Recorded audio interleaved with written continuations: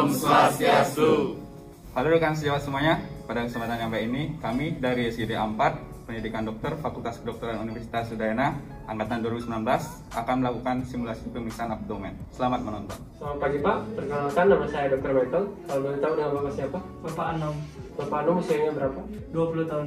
Pekerjaannya apa Pak? Saya masih belajar dok, Alamat tinggalnya? Canggun dok. Baik, terima kasih. Kalau boleh tahu ada yang bisa saya bantu Pak? Saya ingin memeriksakan perut saya dok, karena dari 2 hari yang lalu terasa kembung dok. Oke, baik. Jadi untuk pemeriksaannya nanti saya akan memeriksakan pemeriksaan fisik bagian perut Bapak atau abdomen. Mungkin akan sedikit tidak nyaman karena Bapak harus membuka pakaian supaya pemeriksaannya bisa dilakukan dengan baik. Apakah Bapak setuju? Bersedia dok. Oke, kalau begitu Bapak saya persilakan dulu untuk ke toilet untuk buang air kecil supaya kantong kemihnya kosong dan tidak mengganggu pemeriksaan. Setelah itu Bapak silakan langsung bisa berbaring ke baik. Saya akan melakukan pemeriksaan. Baik dok. Adapun alat yang akan digunakan untuk pemeriksaan abdomen ada stetoskop, dan untuk cuci tangan kita menggunakan handuk.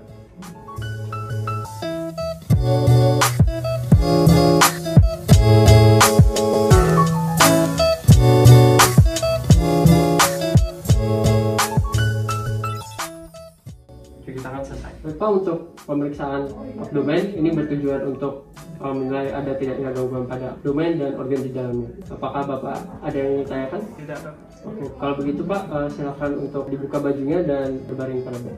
Baik dok. Baik, yang selanjutnya kita bisa melakukan inspeksi pada abdomen pasien. Inspeksi kita menilai ada 3 faktor. Yang pertama adalah bentuk dari abdomen pasien. Kita lihat simetris atau tidak. Kemudian ada 4 jenis bentuk abdomen, ada flat, round, scapuloid, ataupun protuberan. Pada pasien ini tampaknya memiliki bentuk round. Kemudian kita melihat dinding perut dari abdomen pasien, apakah ada bekas luka, perubahan warna, pembengkakan, ataupun adanya dilatasi vena. Selanjutnya kita bisa melihat pergerakan dari abdomen, apakah ada pergerakan peristalsis atau adanya pulsasi aorta pada daerah epigastrium di sini. Yang normalnya bisa terlihat ataupun tidak tergantung dari tingkat lemak pada pasien. Setelah inspeksi kita dapat melakukan auskultasi terlebih dahulu. Dapat dilakukan kepada keempat kuadran dari abdomen pasien, namun untuk auskultasi salah satu kuadran untuk didengarkan juga sudah cukup. Yang perlu kita perhatikan adalah bising usus pasien. Bising usus normalnya 3-34 kali per menit. Kemudian kita juga mencari atau mendengarkan dari suara bruit pada aorta, umumnya pada daerah epigastrium. Kita pastikan pasien dalam kondisi yang rileks dan kita hangatkan stetoskop, bisa dengan menggosokkan kepada telapak tangan. Kemudian kita mulai auskultasi pada cukup salah satu kuadran dari perut pasien untuk mendengarkan bising usus. Kemudian kita mengevaluasi bruit pada aorta, umumnya pada daerah epigastrium, untuk mendengarkan ada tidaknya bruit. Tidak didapatkan adanya suara bruit dan bising usus pada pasien normal. Baik, setelah auskultasi kita dapat melakukan perkusi. Kita lakukan pada seluruh kuadran pada abdomen pasien. Untuk memudahkan kita dapat perkusi mulai dari daerah yang paling dekat dengan umbilikus. Normalnya akan berbunyi timpani.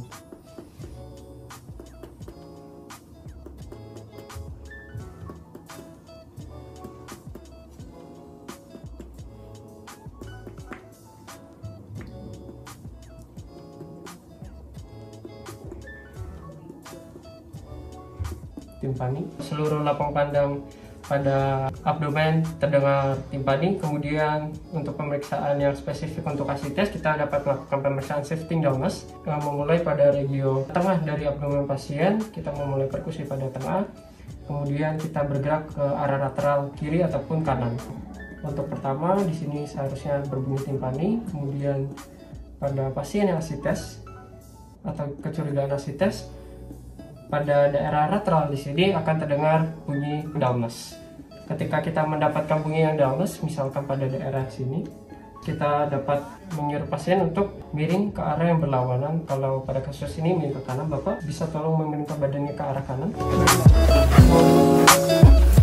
Tanpa mengubah jari kita yang kita letakkan tadi, kita tunggu 30-60 detik supaya menunggu cairan asites akan ke bawah, kemudian kita lakukan perkusi kembali. Jika sudah 30-60 detik, kita lakukan perkusi lagi yang didapatkan suara dullness, maka pemeriksaan shifting dullness adalah negatif dan asites adalah negatif. Jika didapatkan suara timpani, maka pemeriksaan shifting dullness positif dan asites pada pasien positif.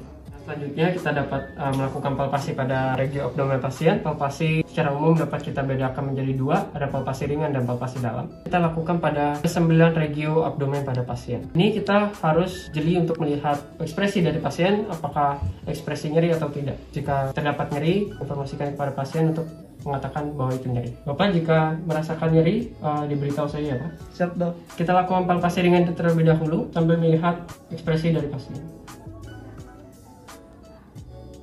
Dilakukan palpasi pada ke-9 regio dari abdomen.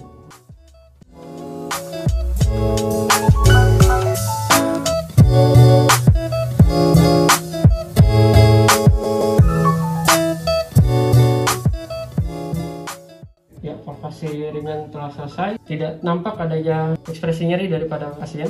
Kemudian kita bisa melakukan palpasi dalam, bisa menggunakan satu tangan atau dua tangan. Pada kasus ini saya menggunakan dua tangan untuk palpasi dalam. Pastikan pasien dalam keadaan yang rileks agar tidak mengganggu pemeriksaan.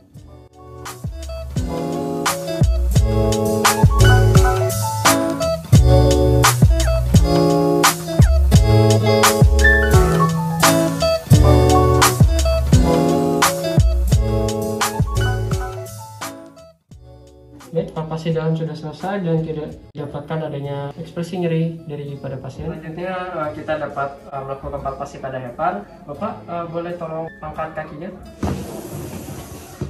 Pastikan abdomen pasien dalam keadaan yang rileks. Tangan kiri pemeriksa kita dapat meletakkan pada bawah abdomen pada pasien. Kemudian tangan kanan pemeriksa kita bisa meletakkan di atas abdomen pasien di ilia kanan. Kemudian kita dapat melakukan palpasi pada di sini. Sambil menginformasikan Bapak, tolong tarik nafasnya dalam, kemudian hembuskan. Tangan kiri kita naikkan, kita tekan ke arah atas agar heparnya dapat terangkat jika terjadi hepatomegaly. Sambil kita naikkan sampai ke arcus costa. Silakan tarik nafas lagi Pak. Hembuskan.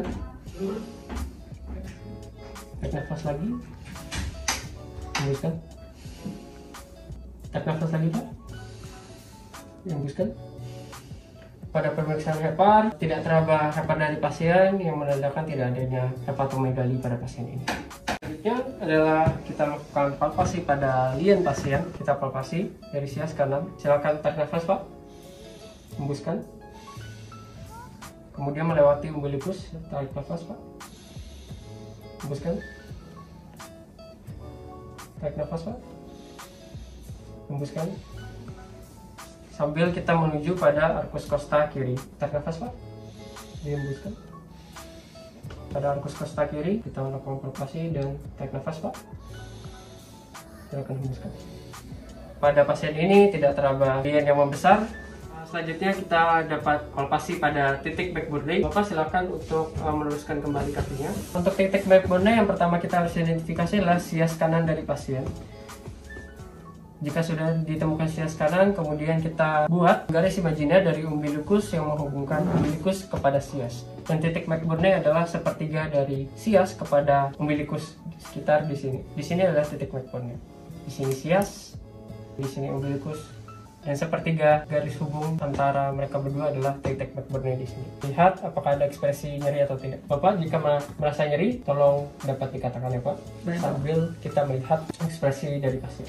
Kita lakukan palpasi pada titik dan kita melepaskan. Tidak terlihat ada ekspresi nyeri dan pasien juga tidak mengatakan adanya nyeri. Untuk yang terakhir kita dapat melakukan pemeriksaan Ballotman untuk menilai ada tidaknya pembesaran ginjal dari pasien. Kita lakukan dengan dua tangan. Tangan kiri kita dapat letakkan pada bagian bawah abdomen dari pasien, letakkan pada lokasi ginjal, kemudian kita dorong ke atas. Untuk tangan kanan kita lakukan palpasi di abdomen pasien sambil meminta pasien untuk menarik nafas dalam. Silakan tarik nafas dalam Pak. Keluarkan. Untuk pemeriksaan Ballotman pada ginjal kanan dan dilakukan juga pada ginjal kiri dengan teknik yang sama. Pada pasien ini tidak teraba ginjal yang artinya tidak ada pembesaran ginjal dan tes Ballotman dinyatakan negatif. Baik, untuk pemeriksaan abdomen telah selesai dilakukan. Pak, untuk pemeriksaannya sudah selesai dilakukan. Bapak dapat kembali untuk menggunakan baju dan bisa langsung duduk kembali. Saya akan melakukan cuci tangan. Ya, baik Pak, jadi dari pemeriksaan abdomen tadi tidak ditemukan adanya abnormalitas, keadaan perut Bapak, abdomen Bapak, dan organ-organ di dalamnya semua dalam keadaan yang normal dan baik. Kalau begitu ada yang ingin ditanyakan Pak? Tidak ada. Kalau begitu terima kasih sudah berkunjung. Baik, kasih dok.